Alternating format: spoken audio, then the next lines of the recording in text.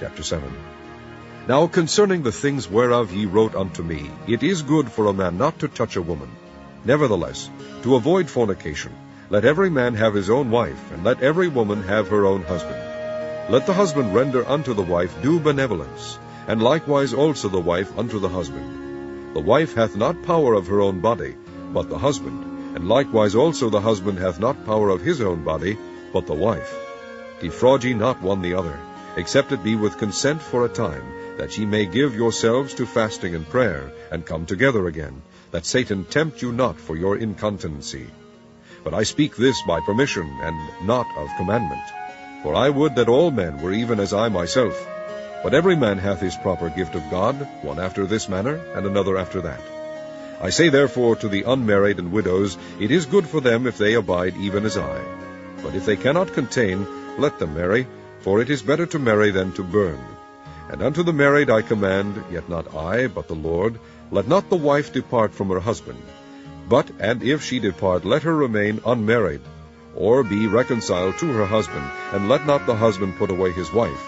But to the rest speak I, not the Lord, if any brother hath a wife that believeth not, and she be pleased to dwell with him, let him not put her away. And the woman which hath an husband that believeth not, and if he be pleased to dwell with her, let her not leave him. For the unbelieving husband is sanctified by the wife, and the unbelieving wife is sanctified by the husband, else were your children unclean, but now are they holy. But if the unbelieving depart, let him depart. A brother or a sister is not under bondage in such cases, but God hath called us to peace. For what knowest thou, O wife, whether thou shalt save thy husband? Or how knowest thou, O man, whether thou shalt save thy wife?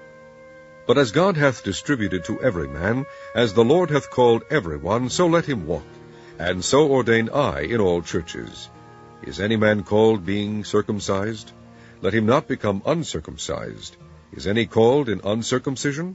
Let him not be circumcised. Circumcision is nothing, and uncircumcision is nothing, but the keeping of the commandments of God. Let every man abide in the same calling wherein he was called. Art thou called being a servant? Care not for it, but if thou mayest be made free, use it rather. For he that is called in the Lord, being a servant, is the Lord's free man. Likewise also he that is called, being free, is Christ's servant. Ye are bought with a price. Be not ye the servants of men. Brethren, let every man, wherein he is called, therein abide with God. Now concerning virgins I have no commandment of the Lord, yet I give my judgment, as one that hath obtained mercy of the Lord, to be faithful. I suppose therefore that this is good for the present distress, I say, that it is good for a man so to be. Art thou bound unto a wife? Seek not to be loosed. Art thou loosed from a wife? Seek not a wife. But, and if thou marry, thou hast not sinned, and if a virgin marry, she hath not sinned. Nevertheless, such shall have trouble in the flesh, but I spare you. But this I say, brethren, the time is short. It remaineth that both they that have wives be as though they had none, and they that weep as though they wept not, and they that rejoice as though they rejoiced not, and they that buy as though they possessed not, and they that use this world as not abusing it, for the fashion of this world passeth away.